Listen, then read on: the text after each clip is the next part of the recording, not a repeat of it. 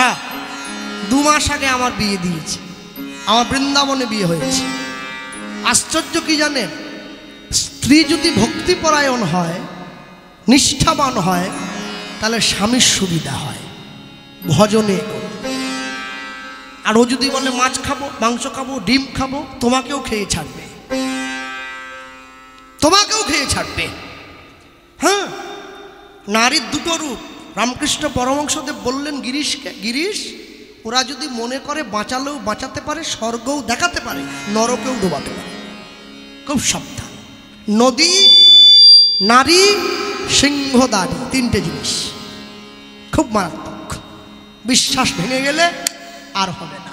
দেখো সাধু সঙ্গের ফল তাকাও। যখন ভালো স্বামী পেতে গেলে যেমন মেয়েদের ভাগ্যের দরকার হয়, ঠিক তেমনি ভালো স্ত্রী পেতে গেলেও অনেক সৌভাগ্যের দরকার হয়। যারা ছেলে সমাজ, পুরুষ জাতি যারা বিয়ে করছে, সকলে চায় আমার ঘরে একজন ভালো মেয়ে আমার স্ত্রী হয়ে আসুক। চাইলেই হবে না, চাইলেই হয় না, এর জন্য ভালো কর্ম করতে হয়।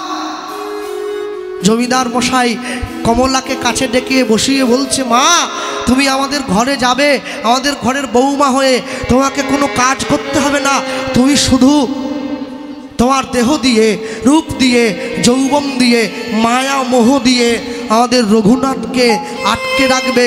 রঘুনাথ যেন কখনো ঠাকুর ঘরে না যায়। অসম্ভব। আপনি কি বলছেন? না না না, আপনি যদি বলতেন যে রঘুনাথ নেশা করে, আমি ছাড়িয়ে দিতাম। রঘুনাথ যদি অসৎসঙ্গ করত, আমি ছাড়িয়ে দিতাম। কিন্তু রঘুনাথ তো তা করে না। রঘুনাথ গৌর ভজন করে। জমিদার মশাই মদের নেশা, বিড়ির নেশা ধরলে কাউকে ছাড়ে, গৌর প্রেমের নেশা কাউকে যদি ধরে, তাকে কি রাখা যায় মায়ার সংসারে? মেয়েটি ছুটে গিয়ে রঘুনাথ দাসের বাবা জ্যাঠা ছুটে গিয়ে মেয়েটির হাত ধরে বলছে, মা একবার চেষ্টা করো, একবার চেষ্টা করে দেখো, তুমি তুমি তুমি চাইলেই পারবে, তুমি চাইলেই তুমি একবার। মেয়েটা মনে মনে চিন্তা করছে, আচ্ছা যার সঙ্গে আমার বিয়ের সম্বন্ধ এসেছে সে গৌরের নাম করে, আমি যতই চেষ্টা করি ওকে আমি সংসারে আটকে রাখতে পারবো না, ও চলে যাবে। কি আজ হোক বা কাল ও চলে যাবে। আচ্ছা আমি যদি ওর স্ত্রী হয়ে ওর ঘরে যাই, আমি যদি ওর ভজনে সাহায্য করি, তাহলে আমিও তো গৌরের চরণটা পেয়ে যাব, তাহলে আমিও গৌরের চরণ পেতে পারি। এটা কি কম বড় সৌভাগ্যের কথা? হ্যাঁ, আমি মিছি মিছি এখন মুখে হ্যাঁ বলে দেবো, পরে আমার স্বামী যখন গৌর চরণে যাবে, আমিও তার সঙ্গে করে গৌর চরণে যাব। মনে রাখবে, যারা স্থানে বসে আছেন ভক্তমণ্ডলী, ভক্তিমতী মায়েরা, আপনারা সকলে দয়া করে বাড়ির সন্তানদের, বাড়ির ছেলে মেয়েদেরকে একটু শিক্ষা দেন, ঈশ্বর ভজনের শিক্ষা। শুনুন, লাইনে দাঁড় করিয়ে দেন, একদিন না একদিন ডাক আসবেই। একটা 10 বছরের মুসলমান বাড়ির ছেলে প্রতি শুক্রবার করে মসজিদে যায়, নামাজ পড়ে, ওকে ডেকে জিজ্ঞাসা করবেন শুক্রবার দিন, হ্যাঁ রে কোথায় যাচ্ছিস? বলে নামাজ পড়তে যাচ্ছি। ও চলে যাওয়ার পর নিজের মনকে প্রশ্ন করবেন, কি বলে গেল? নামাজ, নাম আজ, কালকে নয়, আজ নামাজ। 10 বছরের ছেলে আজ থেকে নামাজ পড়ে, আল্লাহকে ডাকে, খোদাকে ডাকে। হিন্দু বাড়িতে একটা 80 বছরের বয়স্ক মানুষ, তাকে তুলসীর মালা গলায় দিতে বললে সে বলে আমার এখনো অনেক সময় বাকি আছে। কেন কেন এই বৈপরীত্য কেন থাকবে? কি জন্য থাকবে? হ্যাঁ, থাকতে পারে না। সবার আগে মনে রাখবেন, পৃথিবীতে মানুষের একটাই ধর্ম, তা হচ্ছে সনাতন ধর্ম। আর এখানে আসার পরে যা ভাগ হয়েছে এগুলো ধর্ম নয়, এগুলো সম্প্রদায়। হ্যাঁ, কদিন আগে তো টিভিতে দেখছিলাম, আমাদের বাংলার নাম করা একজন, সে যেন হঠাৎ করে বলতেছিল যে মহাকুম্ভে মানুষের সমাগম হয়েছে, ওটা মহাকুম্ভ নয়, ওটা মৃত্যুকুম্ভ।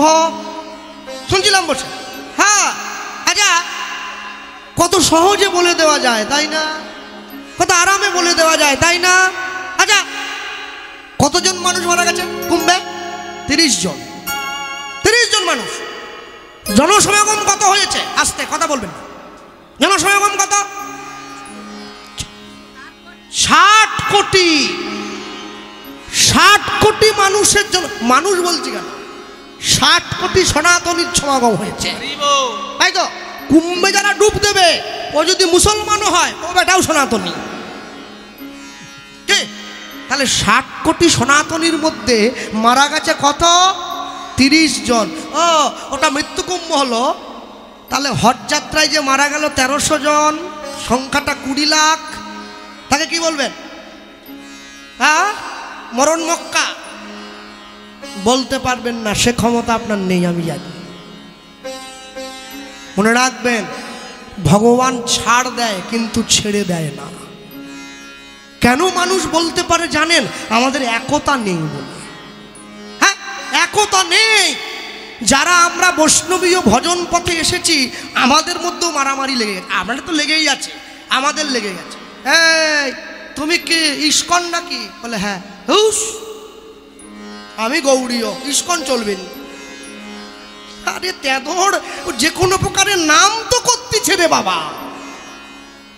হ্যাঁ, ইস্কন কি হ না বলে ব বলে নাকি? আর গৌড়ীয় কি হ বলে নাকি? একই তো। হ্যাঁ, তোমার তিলকটা সাদা, কাঁচা ভক্তি। আমার দেখেছ কালো, পেকিয়ে গেছে। একে ভজনীয় অহংকার বলে। আমাকে তত্তর করে নিচের দিকে নামিয়ে নিয়ে যাচ্ছে। এ মারাত্মক খারাপ, এ মারাত্মক খারাপ। আমেরিকার থেকে ইস্কনে যারা এলো, হরে কৃষ্ণ উচ্চারণ করতে পারে না, বলে হরে কৃষ্ণ। দুঃখ কি জানেন? ওরা বলতে পারে না, তবু বলে।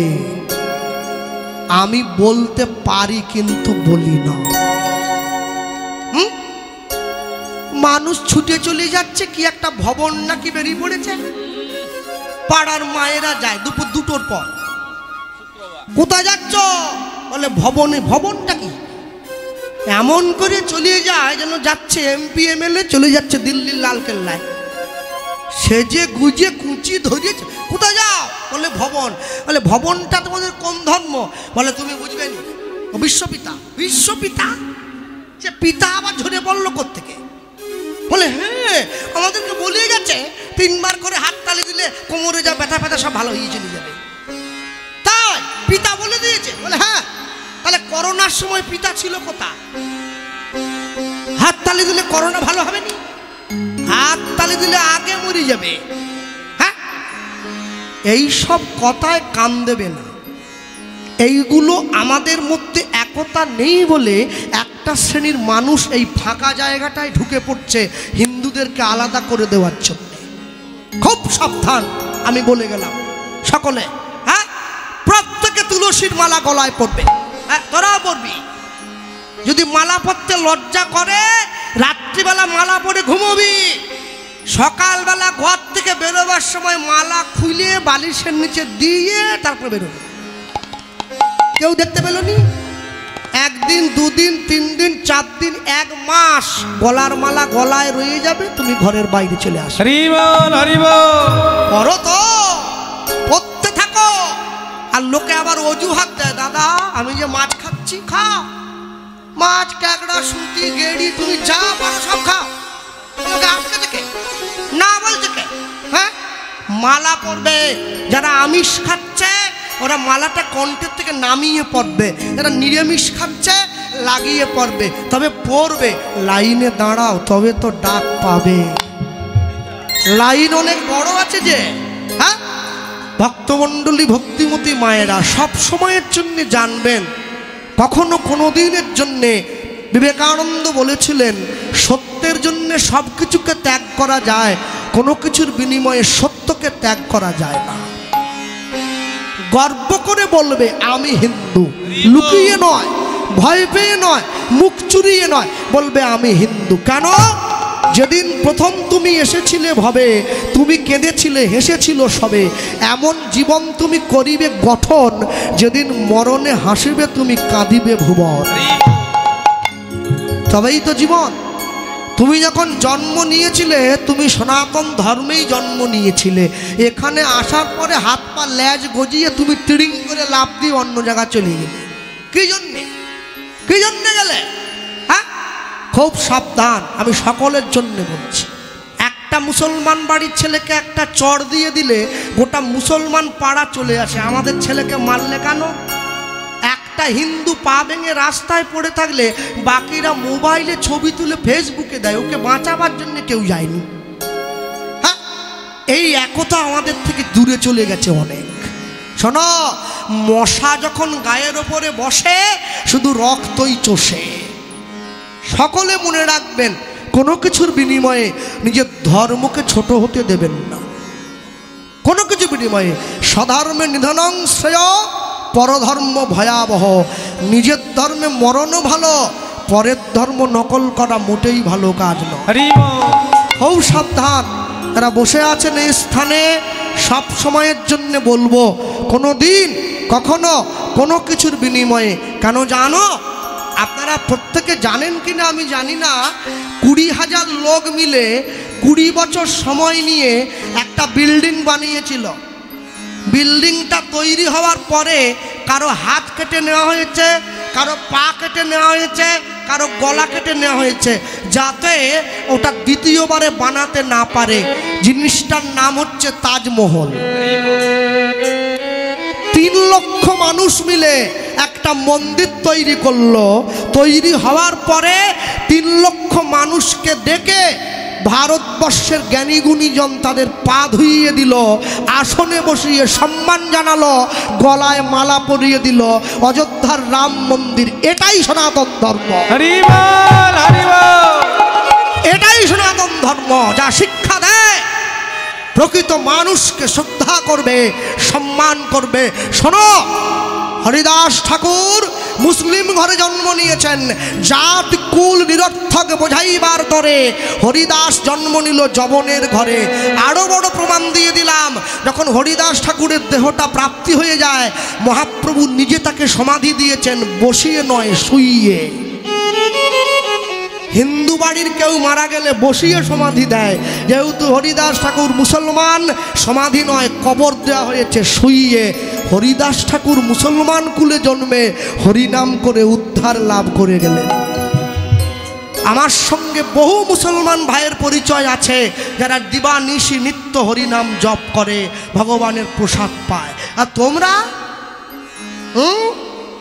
সব সময়ের জন্য মনে রাখবেন, যে মাটিতে জন্ম নিয়েছেন, ভারতবর্ষে জন্মাবো, ভারতবর্ষের খাবো, ভারতবর্ষের কোলে মাথা দিয়ে ঘুমোবো, বাংলা মাকে ধ্বংস করে নিজে কোটিপতি হব, আর পাকিস্তান ক্রিকেট খেলায় জিতলে বোম ফাটাবো। একে দেশদ্রোহী বলে। যে মাটিতে জন্ম নিয়েছ সেই মাটিকে সম্মান করবে।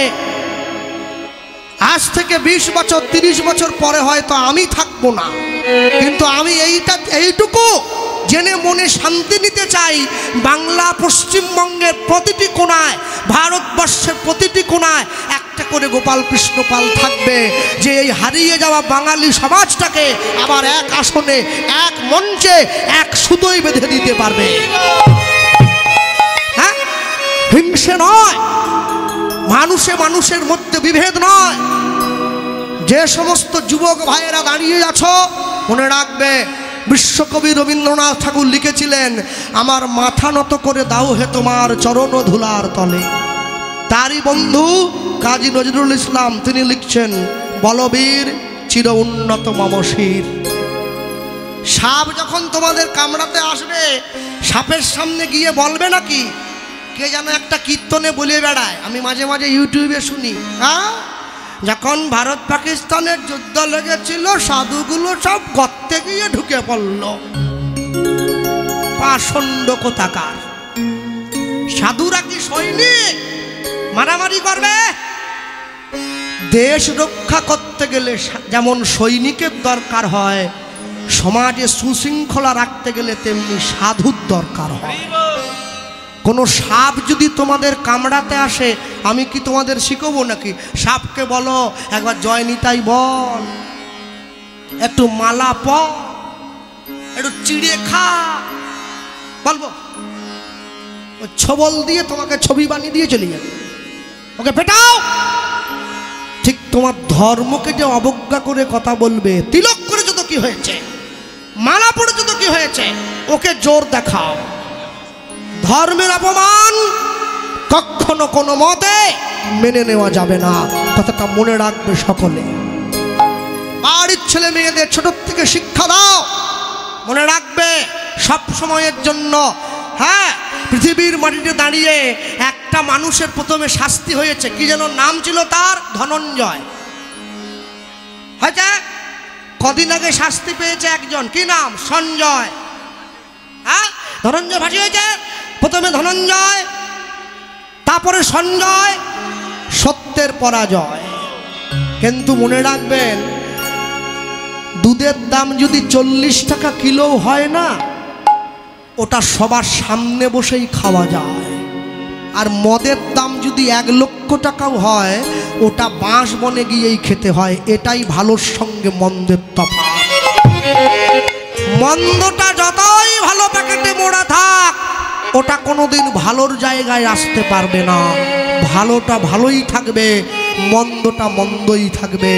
সব সময়ের জন্যে 10 5 মিলি নিজ দুয়ারে বসিয়া, দুয়ারে বসিয়া কীর্তন করিবে সবে করতালি দিয়া, কীর্তন করিবে সবে করতালি দিয়া। হ্যাঁ, কেউ যেন বাদ না যায়। সব সময় মনে রাখবেন, এই গোটা বিশ্ব ব্রহ্মাণ্ডে, গোটা পৃথিবীতে যতগুলি মুসলমান দেশ আছে, সব থেকে বড় মুসলমান কান্ট্রি হলো ইন্দোনেশিয়া। ইন্দোনেশিয়ার টাকায় গণেশের ছবি আছে। ইন্দোনেশিয়ার মানুষ তাদের টিভিতে যে সিরিয়ালটা প্রধান দেখে, ওটা হচ্ছে রামায়ণ, রামের জীবনী কথা। সাংবাদিকরা যখন জিজ্ঞাসা করেছিলেন, আপনারা মুসলমান হয়ে রামায়ণ দেখছেন কেন, তারা উত্তর দিয়েছিল, রাম আমাদের পূর্বজ, ইসলাম আমাদের ধর্ম। হ্যাঁ, আর তোমরা মাঝখান থেকে একটা গোড়া ঠেলে উঠে পড়ে সমস্ত আরম্ভ করে দিলে। এই সব চলবে না। সব মুসলমান কোরআন পড়তে জানে না, কিন্তু কোনো মুসলমান কোরআনের নিন্দা শুনবে না। সব খ্রিস্টান বাইবেল পড়তে জানে না, কোনো খ্রিস্টান বাইবেলের নিন্দা শুনবে না। হিন্দু গীতা পড়তে জানে, গীতার নিন্দা শোনে। এইটা জীবনের সব থেকে বড় দুর্দশা।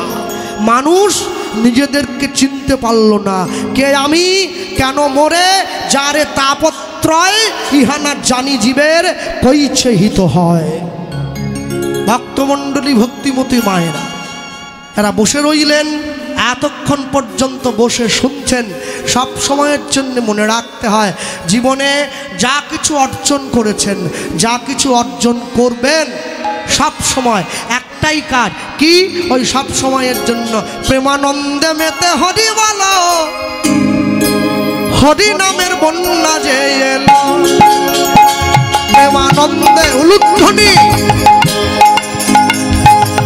হরি নামের বন্যা যে এলো,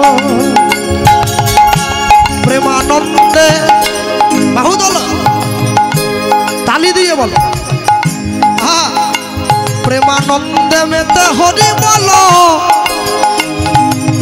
হরি নামের বন্যা যে এলো, হরি হরি বল, হরি বলো, হরি নামের বন্যা যে এলো, প্রেমানন্দে মেতে হরি বলো, হরি নামের বন্যা যে এলো, প্রেমানন্দে মেতে হরি বলো, হরি নামের বন্যা যে এলো।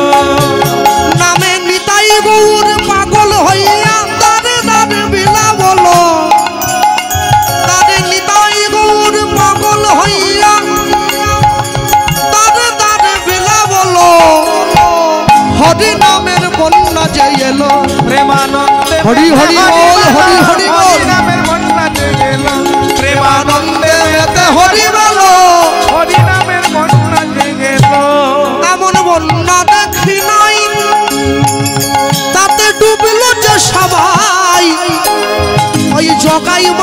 মত্ত হইয়া হরি নাম বিলায়,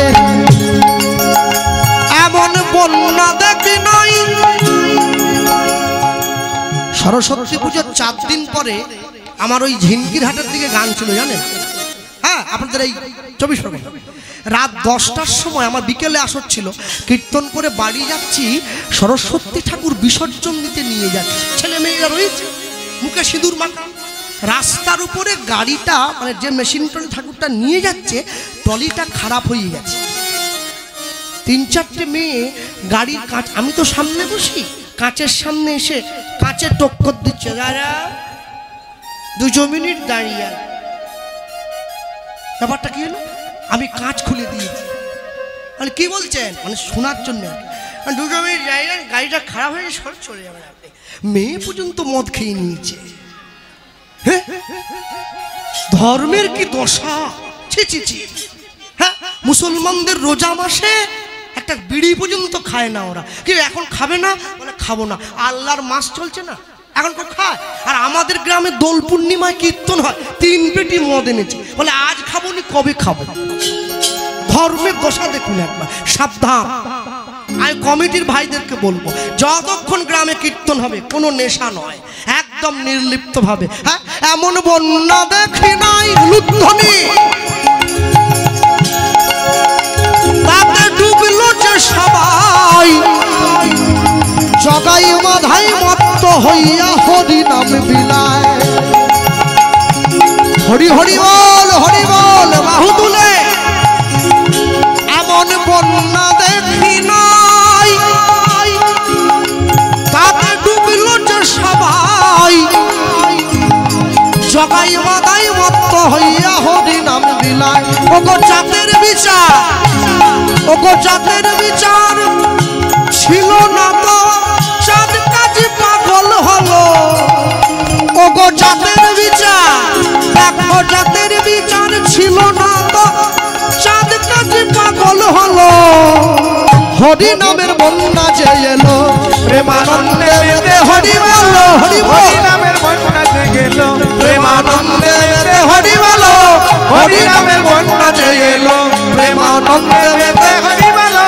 হরি নামের বন্যা যে গেল, প্রেমানন্দে মেতে হরি বলো। হরি হরি হরি বল, বন্যা যে গেল, প্রেমানন্দে হরি বল, হরি নামের বন্যা যে গেল। হৃদয় গৌর প্রেমানন্দে, হরি বল। হৃদয় গৌর প্রেমানন্দে। হরি হরি বল। হ্যাঁ, নিয়ে গিয়ে সম্মুখে দাঁড়িয়েছে, রঘুনাথ দাসের বিয়ে হবে, দিনক্ষণ পাকা করে রঘুনাথ দাসের বাবা জ্যাঠা সকলে ঘরে ফিরে এসেছে। শুভ দিন, শুভক্ষণ, গোটা হুগলিবাসীকে নিমন্ত্রণ দেওয়া হয়েছে, সবাই মিলে ছুটে গেছে।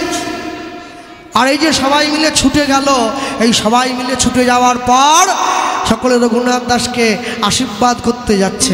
তাকিয়ে দেখো, হ্যাঁ, ওই যে আজু কি আনন্দের সভা কহনে না যায়, আজ কি আনন্দের সভা না যায়, আজ কি আনন্দের সভা কহনে না যায়। আজ কি আনন্দে হরি হরি বল, না যায়, আজ কি আনন্দের না যায়, আজ কি আনন্দে না যায়। রঘুনাথের বিয়েতে আজ গ্রামবাসী যায়, রঘুনাথের বিয়েতে আজ গ্রামবাসী যায়,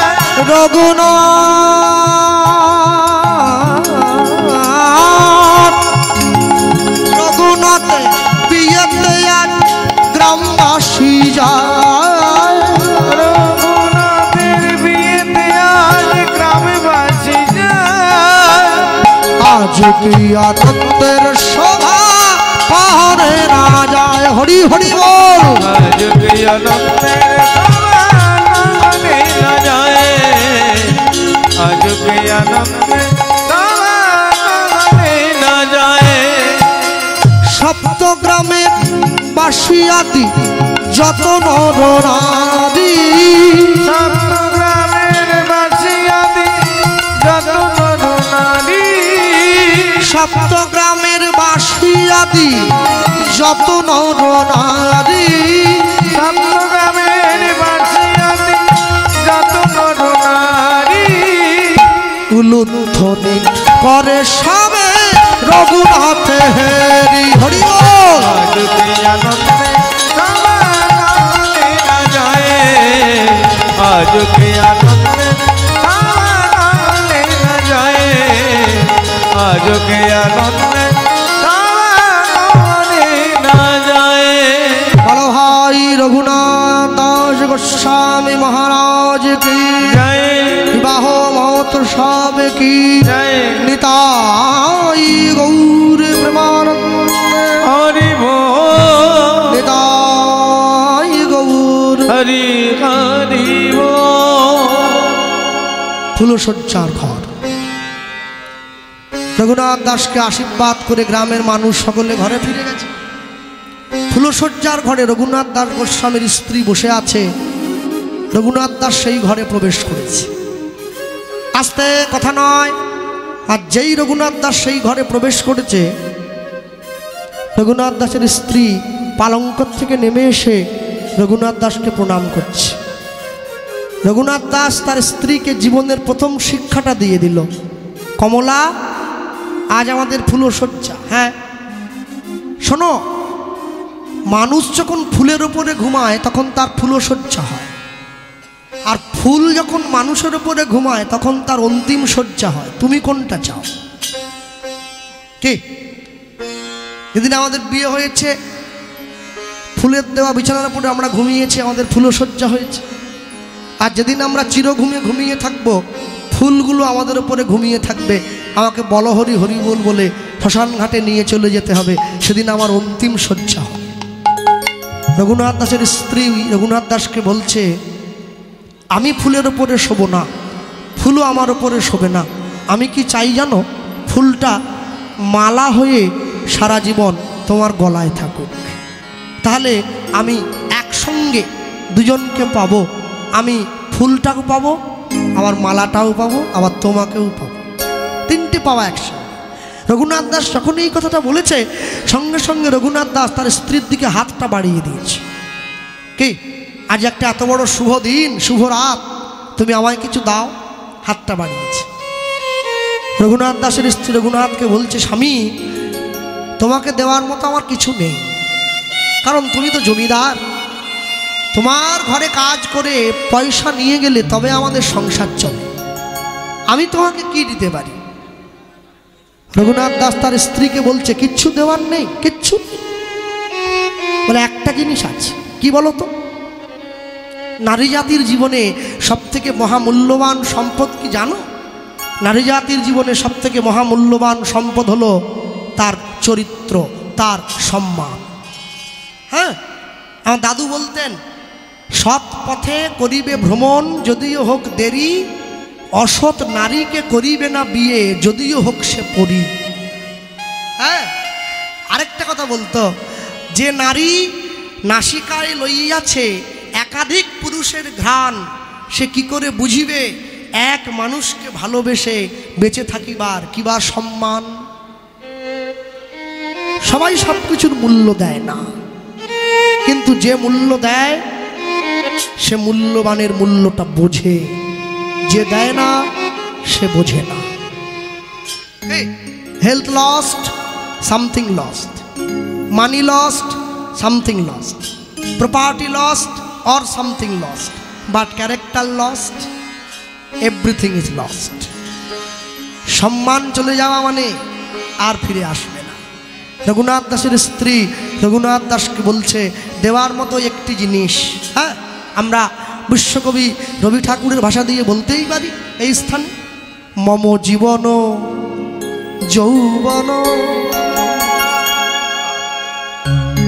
মম অখিল ভুবন, মম জীবন যৌবন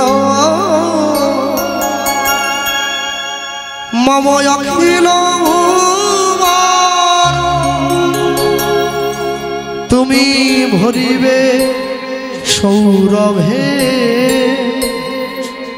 নিশীথি নিশব তুমি রবে নীরবে হৃদয় মম তুমি রবে নীরবে। সত্যি কথা বলতে কি, যখন আমরা যখন ছোট ছিলাম না, যে গান আমরা শুনে শুনে বড় হয়েছি, সে গান এখনো শোনা যায় না। এখন যে কি সব গান বেরিয়ে গেছে, ও কান জ্বলিয়ে যায়। বারান্দায় রোদ্দুর, আমি আরামকে দাঁড়ায় বসে দু পানা চাই রে গরম চাই। উরি বাপ, কি গানে তো চা তো গায়ে পড়ে যাবে ছুটে এসে। হ্যাঁ, গান গান শুনে মানুষের প্রাণ ভরে যায়। হ্যাঁ, তিনটি মন্ত্র নিয়ে যাদের জীবন, সত্যম শিবম সুন্দরম, দুঃখের পৃথিবীটা তাদের কাছে এক আনন্দ আশ্রম, এক আনন্দ আশ্রম, এক আনন্দ আশ্রম। এই গান আর ওই গান, ও তো গান না, এখন যে গান শুধু পান খেয়ে পিচ ফেলে দাও, কোনো দাম।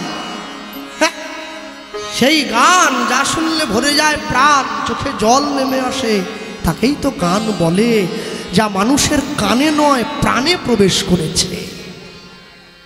যেই কথা বলেছে রঘুনাথ দাস গোস্বামী বলছে, আমি তোমার কাছে আরেকটা জিনিস চাই। দেবে?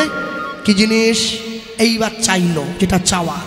আমি শুরুতে বলেছিলাম কি চাইছে জানো? আচ্ছা কমলা, আমি যদি তোমার কাছে অনুমতি চাই, আমি গৌর চরণে যাব, তুমি কি আমায় অনুমতি দেবে? রঘুনাথ দাসের স্ত্রী বলছে, জানো স্বামী, আমি তোমায় দেব অনুমতি, কিন্তু কি জানো, আজকে রাত্রিটা তুমি আমার কাছে থেকে কালকে সকালে না, আজকে রাত্রিটা তোমার কাছে থাকলে আমার এই দেহটা তোমার সেবায় লেগে যাবে। তুমি বলো, উচ্ছিষ্ট দেহ নিয়ে কি গৌরের সেবা করা যায়? আমি জমিদার বংশের সন্তান, এক সিদ্ধান্ত আমার, যেতে যদি হয় এই নিখুঁত পরিপূর্ণ দেহটা নিয়ে আমি গৌর চরণে যাব, না যদি যেতে হয় জীবনে কোনোদিন যাব না, সংসারের সেবা করব। রঘুনাথ দাসের স্ত্রী অবাক হয়ে গেছে, ফুলশয্যার রাত্রিতে স্বামী গৌর চরণে যাবে বলছে। এই হলো ভালোবাসা, এই হলো আত্মত্যাগ, এই হলো গৌর প্রীতি। বলে উঠছে, আমি গৌর বরণ করি ধারণ, রাখবো হিয়ার মাঝে, গৌরাঙ্গে ভূষণ পরব, আমার যেখানে যা সাজে। ধ্বনি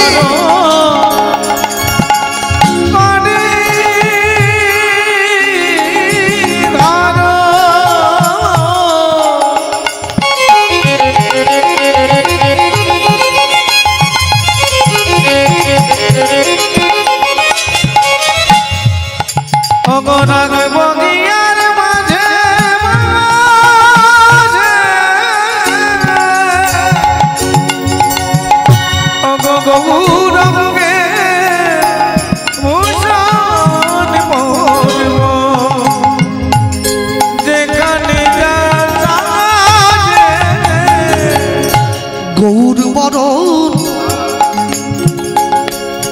গৌর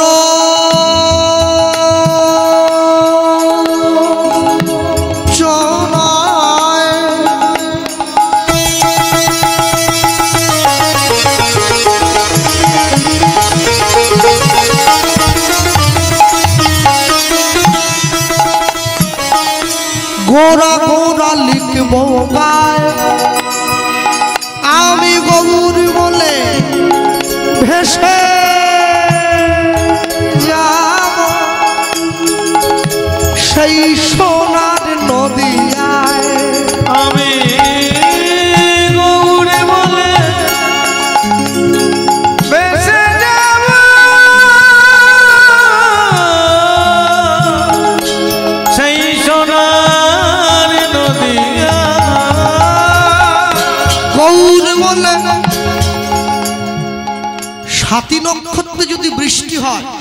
স্বাতী নক্ষত্র, সেই বৃষ্টির জল যদি হরিণের নাভিতে পড়ে তবে কস্তুরীর জন্ম। সেই বৃষ্টির জল বাঁশের মধ্যে পড়লে বংশলোচনের জন্য। সেই বৃষ্টির জল সাপের মাথায় পড়লে নাগমণি সৃষ্টি হয়। সেই বৃষ্টির জল হাতির মাথায় পড়লে গজমতি সৃষ্টি হয়। সেই বৃষ্টির জল গরুর শিঙে পড়লে গোরচনার জন্ম হয়। সেই গোরচনা দিয়ে লিখব গৌর বরণ গোরচনা।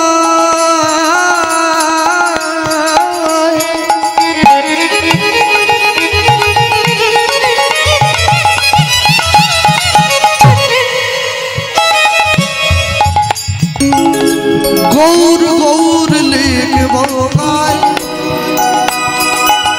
গৌর বলে ভেসে যাব সেই সোনার নদিয়ায়।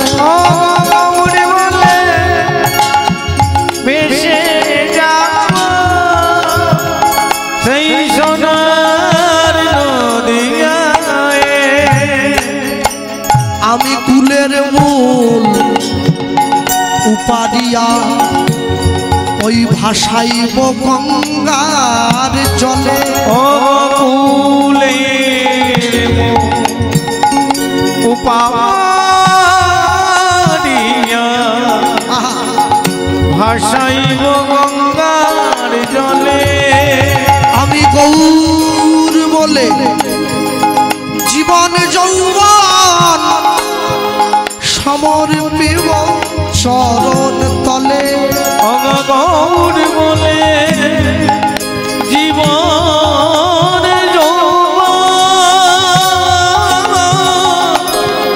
সমর্পিব চরণ তলে। আমি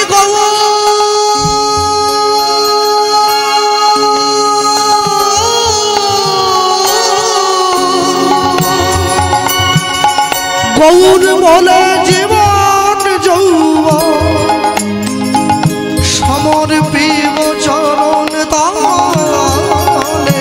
আমি গৌর বলে জীবন যৌবন সমর্পিব ওই চরণ তলে। বাড়ির পিছন দরজাটা খুলে দিয়েছে রঘুনাথের স্ত্রী, যাও চলে যাও। শোনো, এমনি এমনি তোমায় পাঠাচ্ছি না। যেদিন তুমি গৌরকে নিজের করে পাবে, যেদিন তুমি গৌরকে তোমার করে পাবে, তুমি একটু আমার কথাটা গৌরকে জানাবে যে আমি তোমার অভাগিনী স্ত্রী এই সংসারে পড়ে রইলাম, তোমার গৌর যেন শেষের দিনে আমাকে একটু তার চরণতলে জায়গা করে দেয়। এই হচ্ছে স্ত্রী, এই হচ্ছে সহধর্মিনী। রঘুনাথ দাস ছুটে ছুটে গেছে মহাপ্রভুর চরণে। প্রভু, মহাপ্রভু কোথায়? শান্তিপুরে অদ্বৈত আচার্যের ঘরে। প্রভু, আমি রঘুনাথ। রঘুনাথ, আমি জানি হরিদাস সময় তোমার কথা বলেছি, কিন্তু এখনো তোমার আমার কাছে আসার সময় হয়নি বাবা। যাও, ঘরে যাও। আর শোনো, স্থির হইয়া ঘরে যাও, না হও বাতুর, না হও বাতুর। ক্রমে ক্রমে গুরুদেব রঘুনাথ দাসকে তুলে বুকে জড়িয়ে, রঘুনাথ, তুমি যে আমার সামনে বসে এতগুলো ভালো ভালো কথা বললে বাবা, সত্যি কথা বলো তো, কে তোমায় শিখিয়েছে? কে কে তোমায় শিখালো এই যে কথা? তুমি এত কঠিন কঠিন ভাষা তুমি যে প্রয়োগ করছো, কে তোমায় শিখিয়েছে? কে? দাদু আর ঠাকুমা তো কুরকুরিয়ায় পড়ে আছে, আর নাতি নাত বৌমা আর ছেলে করে কলকাতায় থাকে। গরমের ছুটিতে বাড়ি এসেছে, দাদু আর ঠাম্মা বসে আছে, মা তার ছেলেকে পাটি দিয়ে শিখাচ্ছে, দাদুকে একটু শোনাও তুমি কি শিখেছ। কলকাতায় পড়ে না, নাতি শোনাচ্ছে, দাদু আমি শিখেছি কি, Jack and Jill went of the hill to fetch a pail of water, Jack fell down broke his crown. ও দাদু ভাবতেছে আমার নাতি একবারে ইংরেজি একবারে জল করে বলছে। একবারে দাদু ভাই খুব সুন্দর ইংরেজি শিখেছ। আচ্ছা একটু বলো দেখি, যদা যদা হি ধর্মস্য গ্লানির্ভবতি ভারতম অভ্যুত্থানমধর্মস্য তদাত্মানম সৃজাম্যহম। নাতি এবার কান্তিছে, ও মা আমি ম্যাগি খাবো, মানে চলে যাবে। কেন? নাতির সাবলাই নাই। ছেলেকে মোটর সাইকেল নয় জীবন দেন, আর মেয়েকে মোবাইল নয় সংস্কার দেন। সংস্কার, সংস্কার যদি না থাকে, শোনো, শাস্ত্র যদি না পড়ো সংসার হারিয়ে ফেলবে, অস্ত্র যদি না ওঠাও রাষ্ট্র হারিয়ে ফেলবে। দুটোই সঙ্গে রাখতে হবে। গুরুদেব রঘুনাথ দাসকে ওই আশ্রমে দুই বাবা জ্যাঠা রেখে দিয়ে বাড়ি চলে গেল। রঘুনাথ দাস আশ্রমে রয়েছে, কে এই যে আশ্রমে রইল, একদিনকে সেই আশ্রমে কে আসছে? নামাচার্য ছিল ঠাকুর হরিদাস। আর পড়বিতে পর রঘুনাথ দাস হরিদাস ঠাকুরের সামনে গিয়ে বসে পড়েছে। সাধু যদি হরিদাস ঠাকুরের মতো সাধু হয়, তাহলে কি আনন্দ না এসে থাকা যায়? রঘুনাথ দাস গিয়ে বসেছে, হরিদাস ঠাকুর রঘুনাথকে শোনাচ্ছে, জানো তো রঘুনাথ, যাকে তোমরা গৌর বলো সেই নাকি ব্রজে কৃষ্ণ ছিল। রঘুনাথ দাস বলে, একটু বলুন না, আমি জানবো, একটু শুনি। হ্যাঁ, হরিদাস ঠাকুর তো জানে না যে ভেতরে এত কিছু ব্যাপার ট্যাপার আছে। আপন মনে, আপন ভোলা লোক, সাধু না, আপন মনে গাইছে, এসেছে ব্রজের বাঁকা, এসেছে ব্রজের বাঁকা। রঘুনাথকে শোনাচ্ছে, কালো সখা, কালো সখা, আয় তোরা দেখবি, আয় দেখবি, আয় তোদের এই সোনার নদী আয়। এসেছে এসেছে। সত্যি কথা বলতে কি জানো মা, মাঝে মাঝে একটু হাত পাগুলো ছাড়িয়ে নিই, বুঝলে, মানে হরিনামের কুমড়ো খেয়ে খেয়ে না একবারে ফুলে যাচ্ছে, মানে একটু ঘুরে টুরে নিলে ঠিক হয়ে যায় আর কি। আর তোমরা একটু হাতটা তালি দিয়ে দাও, তাহলে আমারও মনটা ভালো লাগে। এসেছে এসেছে এসেছে ব্রজের বাঁকা, এসেছে ব্রজের বাঁকা, কালো সখা, আয় তোরা দেখবি, আয় দেখবি, আয় তোদের এই সোনার নদী আয়। এসেছে এসেছে ব্রজের বাঁকা, এসেছে ব্রজের বাঁকা, কালো সখা, আই তোরা দেখবি গায়, দেখবি গায় তোদের এই সোনার নদী গায়, তোদের এই সোনার নদী গায়, তোদের এই সোনার নদী গায়ে। তার রং ফিরেছে, ঢং ফিরেছে, রং ফিরেছে, ঢং ফিরেছে, রং ফিরেছে, ঢং ফিরেছে, রং ফিরেছে, ঢং ফিরেছে। ও গো কালো এখন চেনা নাই, এসেছে এসেছে ব্রজের বাহু তুলে বলো, হলুধ্বনি হরি বল। কালো সখা, আই তোরা দেখবি গায়, দেখবি গায় তোদের এই সোনার নদী গায়, তোদের এই সোনার নদী গায়, তোদের এই সোনার নদী গায়। শ্যাম রাধা প্রেমে ঋণী হয়েছে, হাতের বাঁশি কেড়ে শ্যামের, কেড়ে শ্যামের বিদায় দিয়েছে। রাধা প্রেমে ঋণী হয়েছে, হাতের বাঁশি কেড়ে নিয়ে শ্যামের বিদায় দিয়েছে। বাঁশি নয়ার সাধবে কিসে, হাত তুলে তাই প্রেম বিলায়, নাম বিলায় তোদের এই সোনার নদী হরি বল। তোদের এই সোনার নদী গায়, এসেছে ব্রজের বাঁকা, এসেছে ব্রজের বাঁকা, কালো সখা, আই তোরা দেখবি গায়, দেখবি গায় তোদের এই সোনার নদী গায়, তোদের এই সোনার নদী গায়, তোদের এই সোনার নদী গায়। যত সব তুলো ললনা, ও তার বাঁশির গানে ভুল তো কুলের ধর্ম রাখত না। যত সব আহা কুললনা কুললনা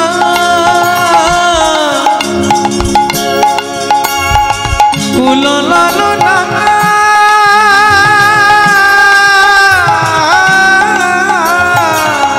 কুলো লালনা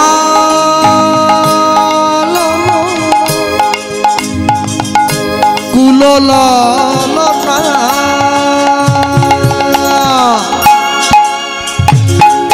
যত সব কুলো লালনা তার বাঁশির গানে ভুল তো কুলের ধর্ম রাখত না রাধার প্রেমের নাগর রসের সাগর প্রেম বিলাতে এ ধরায় তোদের এই সোনার নদী গান হরি হরি বল হরি হরি বল হরি বল এসেছে ব্রজের বান এসেছে ব্রজের বান কালো চাপা আয় তোরা দেখবি আয় তোদের এই সোনার নদী তোদের এই সোনার নদী গান তোদের এই সোনার নদী গান হা গৌরমা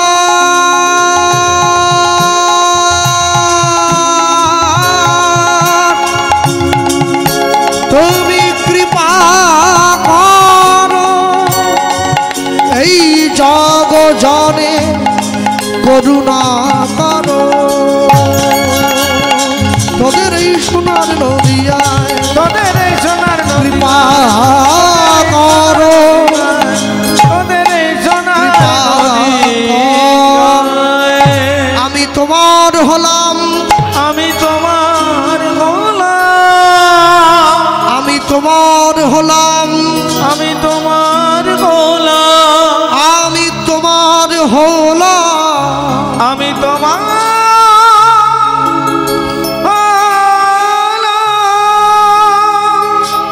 রঘুনাথ দাস ছুটে গিয়ে হরিদাস ঠাকুরের চরণে পড়ে গেল আমি তোমার হলাম কে আর পায়ে কে পড়ল ঠাকুর আমি কে তুমি আমার নাম রঘুনাথ আমি আমি জমিদার বাড়ির ছেলে কিন্তু তোমার নামটা তো জানা হলো না হরিদাস ঠাকুর বলছে ওরে আমার নাম হরিদাস বাহ বাবা এই জগতে কেউ মায়ার দাস কেউ গাড়ি বাড়ির দাস কেউ টাকা পয়সার দাস কেউ বিষয় সম্পত্তির দাস আর তুমি কি না হরির দাস আমার বড় ভালো লেগেছে ও ঠাকুর তুমি যে মানুষটার নাম বললে যে মানুষটার নাম শোনালে আমাকে পারো না সেই মানুষটার কাছে একটু নিয়ে যেতে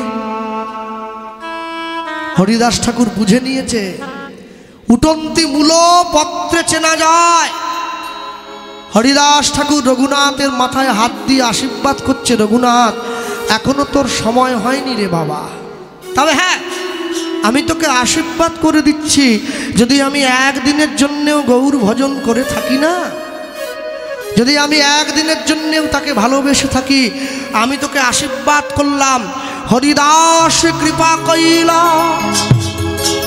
রঘুনাথের উপরে রঘুনাথের উপরে সেই কৃপার কারণ হইল চৈতন্য চরণ পাইবারে চৈতন্য চরণ পাইবারে যার সদ গুণে গোসাই রঘুনাথ দাস রঘুনাথ চৈতন্যে জন্মাইল ভক্তি জন্মাইল বিশ্বাস জন্মাইল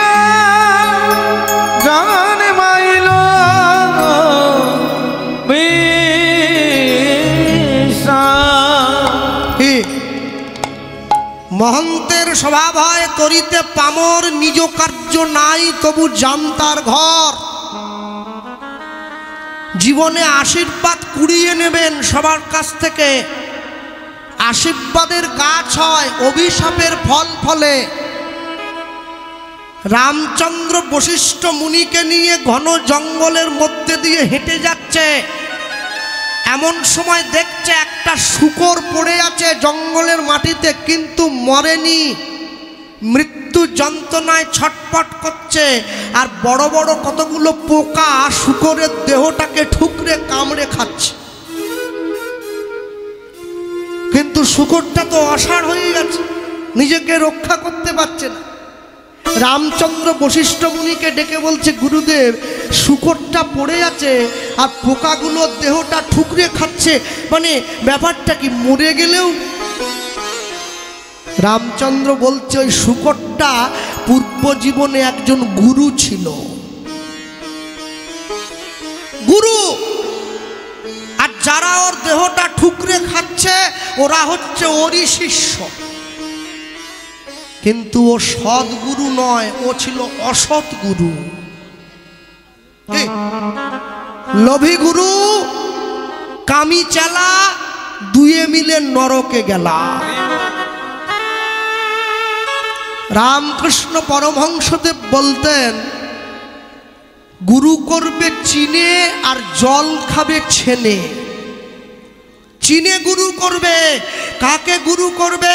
যার গুরুত্ব আছে, যে তোমার কাছে কিছু চাওয়ার জন্য কখনো হাত বাড়াবে না, তাকে গুরু করবে। হ্যাঁ, আর যে তোমার কাছে চাওয়ার জন্য হাত বাড়াবে তাকে তুমি খুব সাবধান, বুঝে নাও। কেন জানো?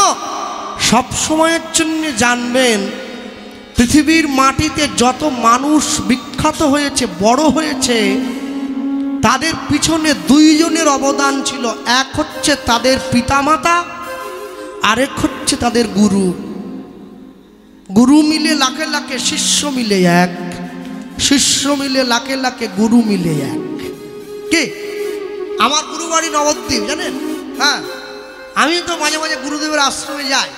আমার গুরুদেবের অনেক শিষ্য আছে, কম করে 1 লক্ষ। যখনই যাই দেখি শিষ্যদের ভিড়। তা আমি মুর্শিদাবাদে গানে গেলে গুরুদেবকে দেখা করে একদিন থাকলাম, প্রণাম টনাম করে গেলাম। এবার দেখি শিষ্যরা এসছে, গুরুদেবের হাতে পয়সা দিয়ে দিচ্ছে। হ্যাঁ, অনেক পয়সা, 501 টাকা দিচ্ছে। দিয়ে প্রণাম করে বলতেছে, বাবা আমার মুখটা মনে আছে তো? বলে, কে বলো দেখিনি? ভুলে গেছে, এত শিষ্যের মুখ ভুলে গেছে। বলে, আমি ওই মালদায় বাড়ি, আমি এসছি। বলে, হ্যাঁ কি বলো মা? বলে, আমার কালো মেয়েটার জন্য একটা, টুংটুং করবেনি বাদ, আমার কালো মেয়েটার জন্য একটা মাস্টার জামাই ধরে দাও দেখি।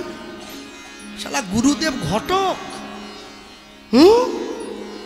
গুরুদেব ঘটকালি করবে ভজন ছেড়ে দিয়ে, তোমার মেয়ের জন্য জামাই খুঁজবে। আবার সে তার বাবা বাচক দিচ্ছে, আপনার তো অনেক শিষ্য আছে, একটা শিষ্য ছেলে হবে নি। মানে কিরকম শয়তান! হ্যাঁ, গুরুদেবের কাছে গিয়ে ঘটকালি করতে বলতেছে গুরুদেবকে। গুরুদেব আমার 3 তলা বাড়ি, আরেকতলা কবে করবো? ওরে গুরুদেব কি ইঞ্জিনিয়ার নাকি? হ্যাঁ, না ঘর মিস্ত্রি, কোনটা মনে হয়? গুরুদেবের কাছে গিয়ে কি চাইতে হয় মানুষ তাই জানে না, চাইতে জানতে হবে তো। মালসা ভোগ দিয়েছে, এই যে আমি আসার সময় দেখ, আমাকে দেবেনি যদিও, যারা দিয়ে ওরা পাবে, কাপড় দিয়ে ঘেরা আছে। এই যে মালসাটা দেয়া হয়েছে, যে মাটির ভাণ্ডটা, জানেন কি, ওই মাটির ভাণ্ডটারও কাজ অনেক, যেখানে সেখানে ফেলে দিতে নেই। ওটাকে বাড়ির ঈশান কোণে গর্ত খুলে পুঁতে রাখতে হয়, এতে বাস্তুগৃহের মঙ্গল হয়।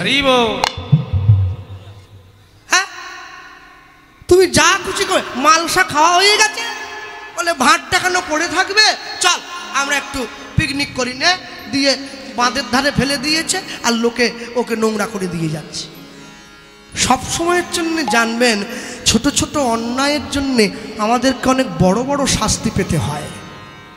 যদি আমরা একটু অন্যায়টা সংশোধন করে নেই, আমাদের রুচিটার পরিবর্তন করি, তাহলে কিন্তু এই শাস্তি আমাদের পেতে হবে না।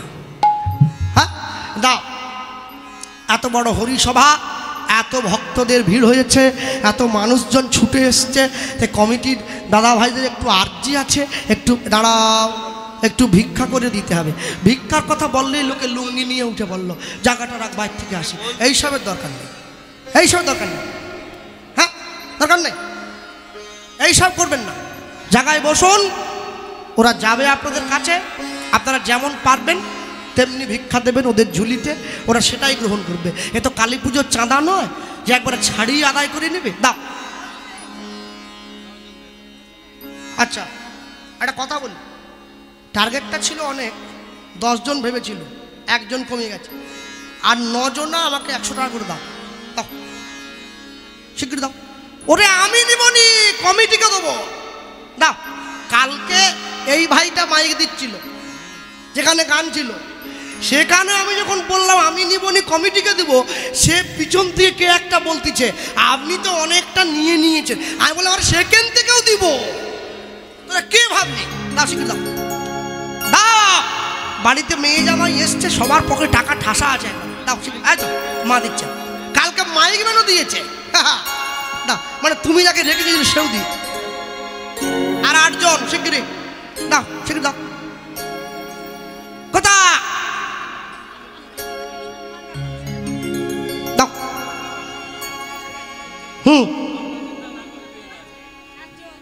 আর 7 জন। এই তো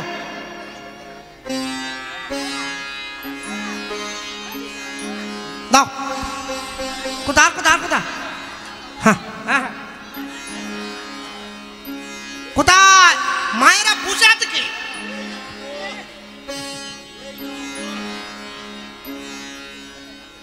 হ্যাঁ, ড্যান্স সঙ্গম হলে তো পয়সা বেরিয়ে যায় সব, হরিনামে পয়সা দেয়নি লোক।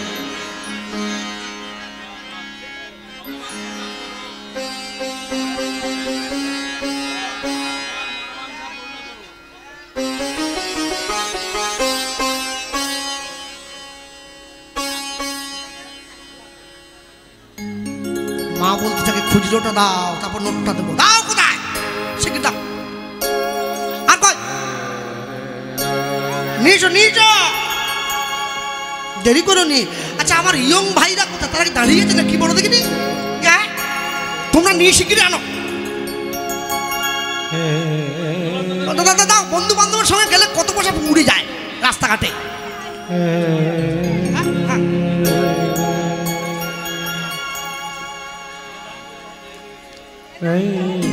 ভিক্ষে উঠবে নি?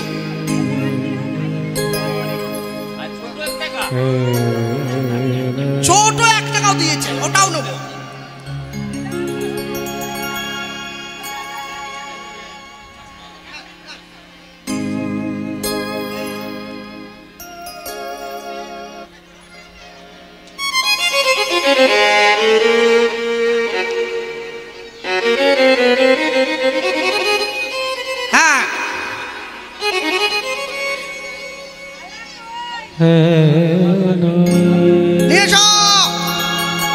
উলুধ্বনি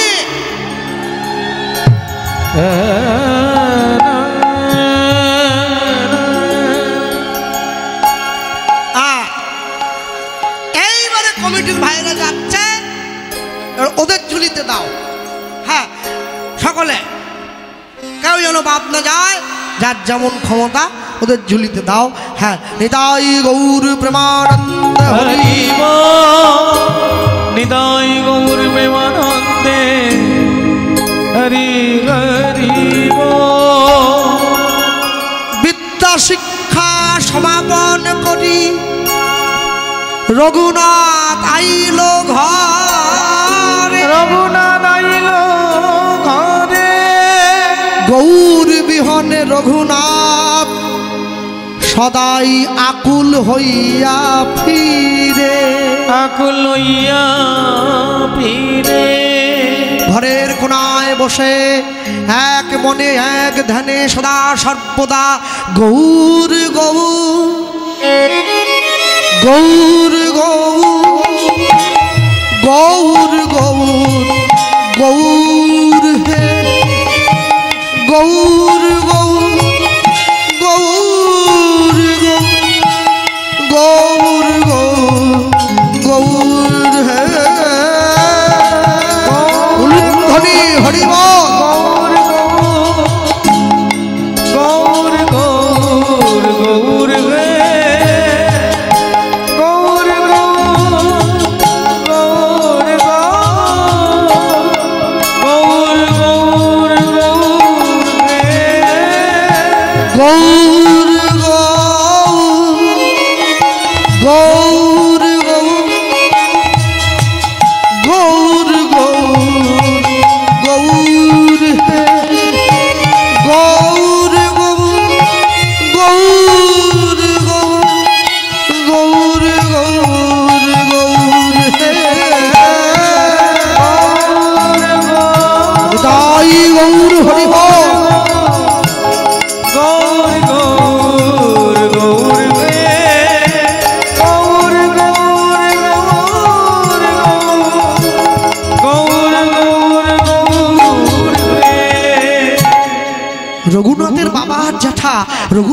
গৌর প্রেম দেখে একটু মনে মনে ভয় পেয়েছি।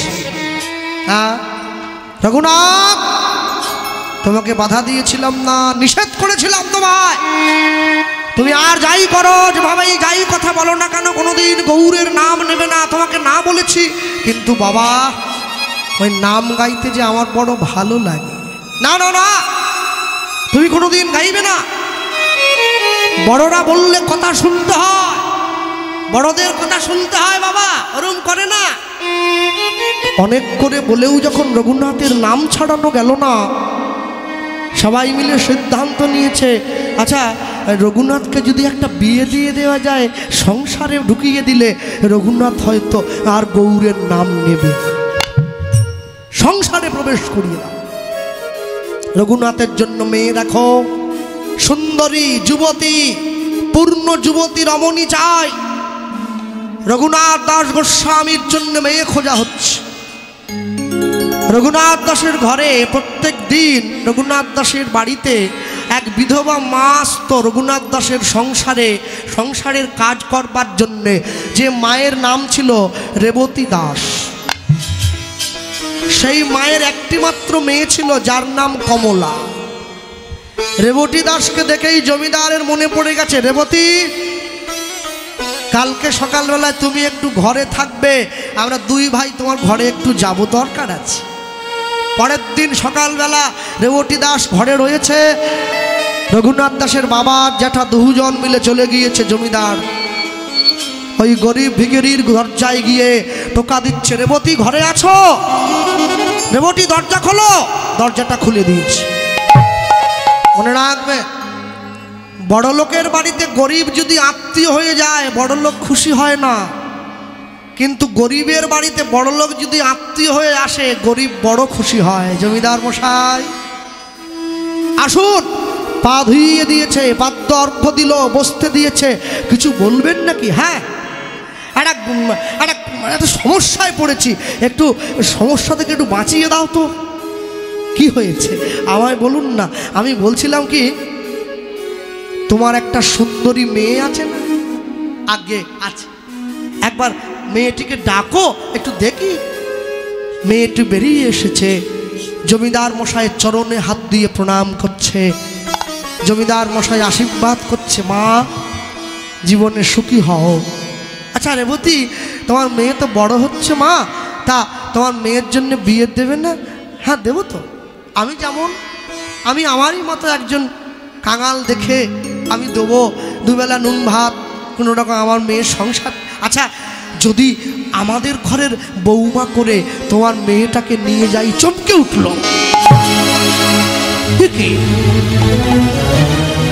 আপনার বাড়ির বৌমা করে আমাদের মেয়েকে নিয়ে যাবেন আপনি?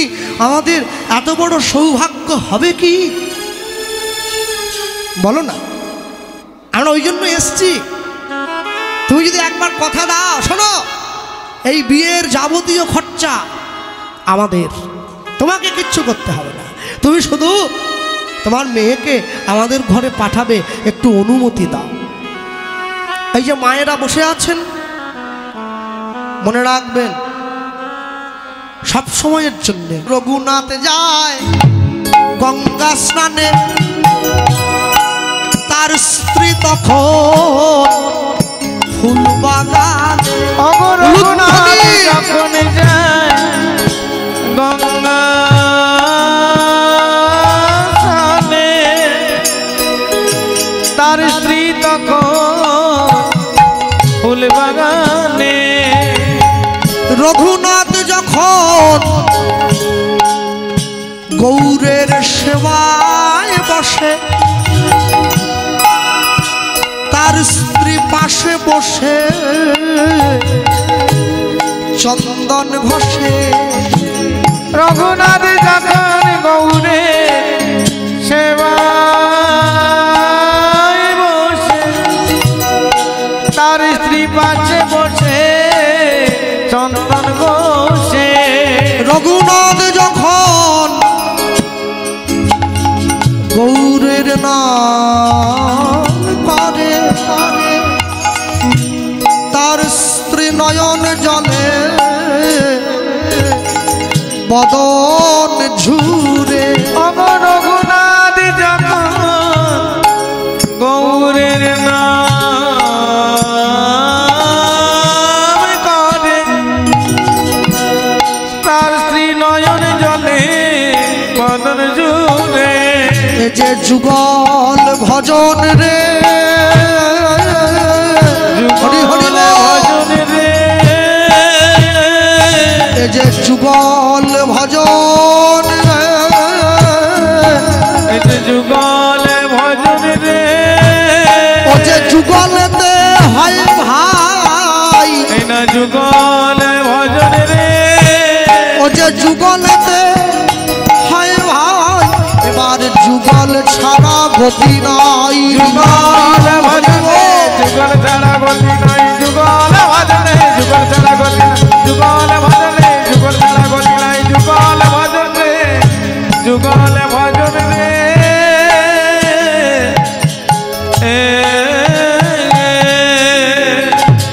সকাল থেকে সন্ধ্যে পর্যন্ত কাজ করে, সন্ধ্যেবেলা সবাইকে নিয়ে হরিনাম গাইতে বসে পড়ে। কেন? হ্যাঁ, ভগবানের নাম একই আসনে রাজ্যের সকল প্রজাদেরকে নিয়ে, রাজ্যের সকল মানুষদের নিয়ে একসঙ্গে করে। কি পথ চলিতে আর বলিতে পথ চলিতে আর বলিতে পথ চলিতে আর বলিতে উলুধ্বনি পথ চলিতে আর বলিতে তোমরা গাহ গাহ কৃষ্ণ নাম মধুর নাম হরি নাম কৃষ্ণ নাম মধুর নাম হরি নাম তোমরা গাহ গাহ কৃষ্ণ নাম মধুর নাম হরি নাম তোমরা গাও কৃষ্ণ নাম মধুর নাম হরি নাম পথ চলিতে আর বলিতে তালি দিয়ে পথ চলিতে আর বলিতে পথ চলিতে আর বলিতে সম্মুখে আধার রাত্রি ওগো তুমি যে পথযাত্রী সম্মুখে আধার রাত্রি না না এ দলটা শুনবো নি, পরের দলটা শুনে নেবো। চল শুয়ে পড়ি চল। বাড়ির দরজায় হরি নাম না বলে শুয়ে পড়ছে, জম ডাকলে শুয়ে পড়বে তো? না না না এখন যাবনি, পরের দলটা গান হোক তারপর তোমার সঙ্গে যাচ্ছি। জমকে বলবে টেনে নিয়ে চলে যাবে। হ্যাঁ, যে বাথরুমে চান করতে ঢুকে সাবান মাখতিছে ওই সময় জম এসে গেছে, অর্ধেকটা রাখা হয়েছে, ওকে জমকে বলবে দাঁড়াও চানটা করিনি তারপর যাচ্ছি। শালা ওই অবস্থায় চলে যেতে হবে। যার জন্য তো বাথরুমের দরজাগুলো প্লাস্টিকের বানাইলো, ওইখানে বেশি মরতিছে। কাঠের হলে দরজা ভাঙতে, প্লাস্টিকের দরজা গুঁতো মেরে ভেঙে দিয়ে। বাবা হরি নামে না বলতেছে বলে না আজকে নয় কালকে শুনে নেব। ইস, সম্মুখে আধার রাত্রি তুমি যে পথযাত্রী সম্মুখে আধার রাত্রি ওগো তুমি যে পথযাত্রী কথা বলিতে তার নাম, পথে চলিতে তার নাম, কথা বলিতে তার নাম, পথ পথে চলিতে তার নাম কৃষ্ণ নাম হরি নাম পথ চলিতে আর বলিতে পথ চলিতে আর বলিতে তোমরা গাহ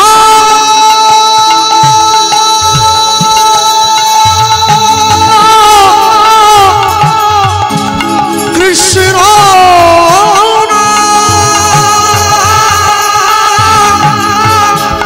মধুর নাম গাহরা গাহরা গাহরি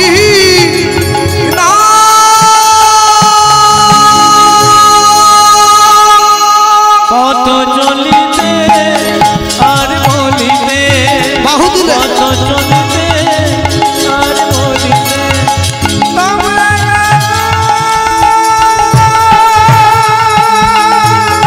উলুধ্বনি হরি নাম কৃষ্ণ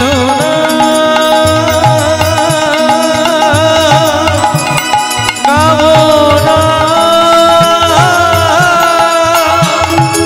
গাও নাম গাও হরি নাম কৃষ্ণ নাম কৃষ্ণ নাম মধুর নাম মধুর নাম হরি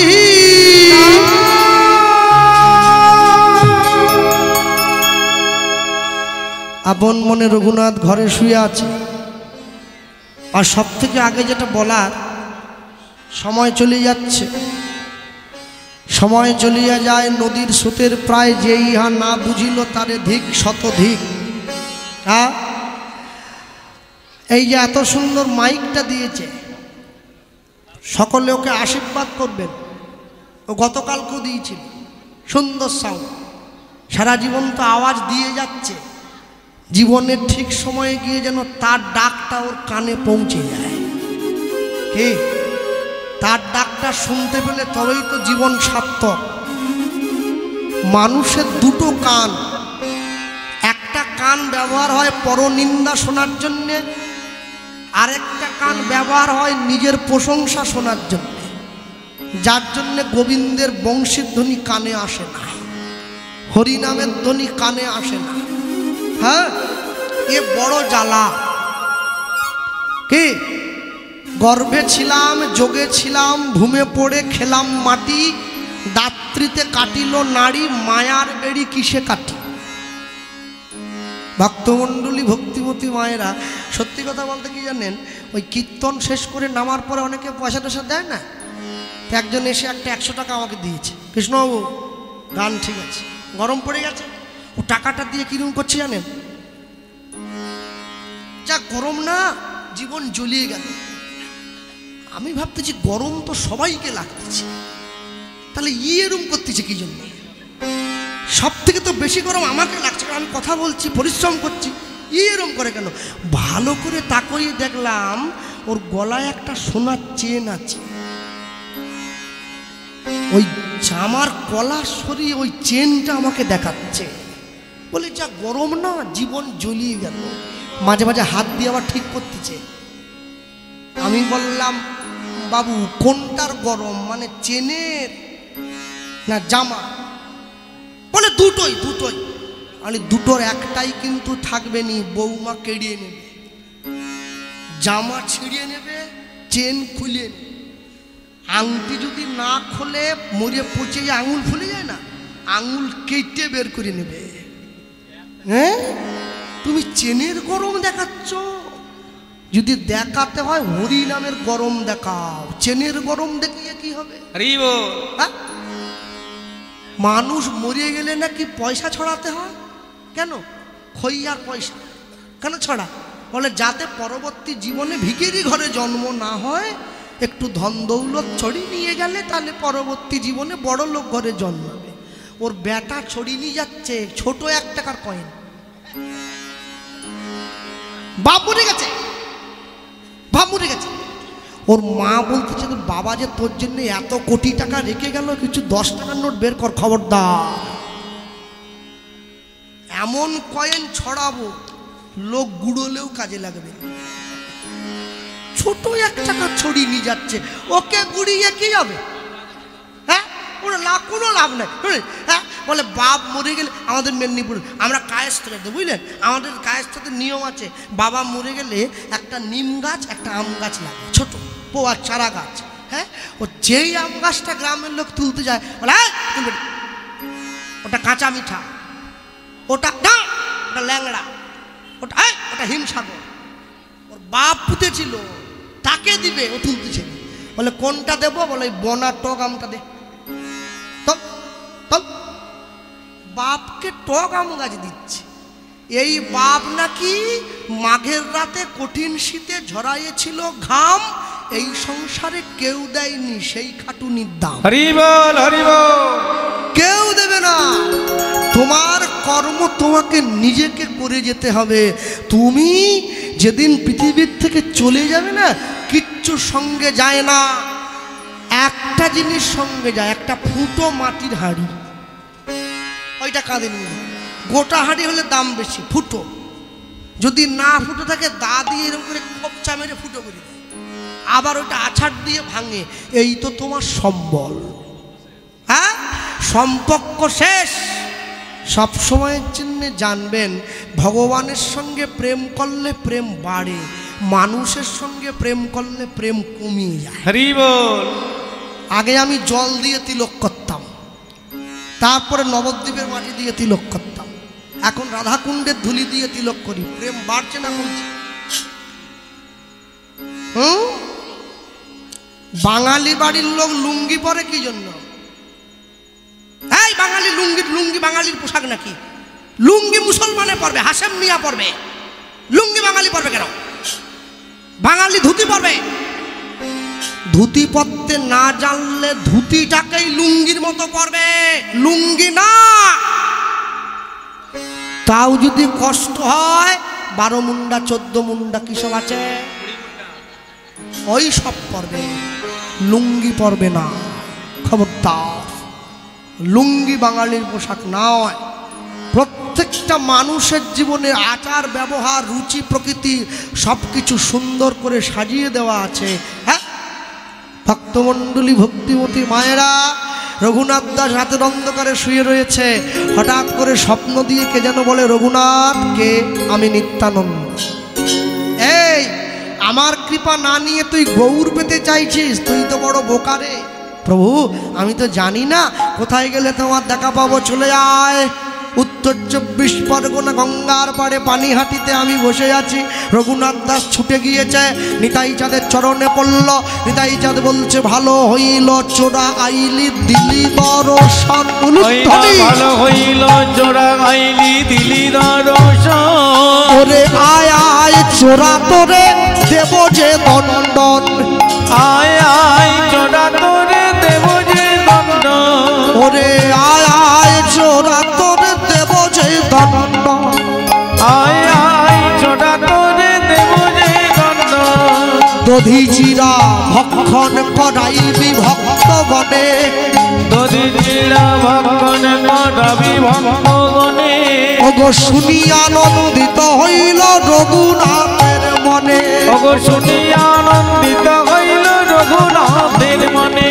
তার আনন্দ ধরে না, আনন্দ ধরে না। দণ্ড মহৎ সব দেবে, আনন্দ ধরে না। ওগো দণ্ড মহৎ সব দেবে।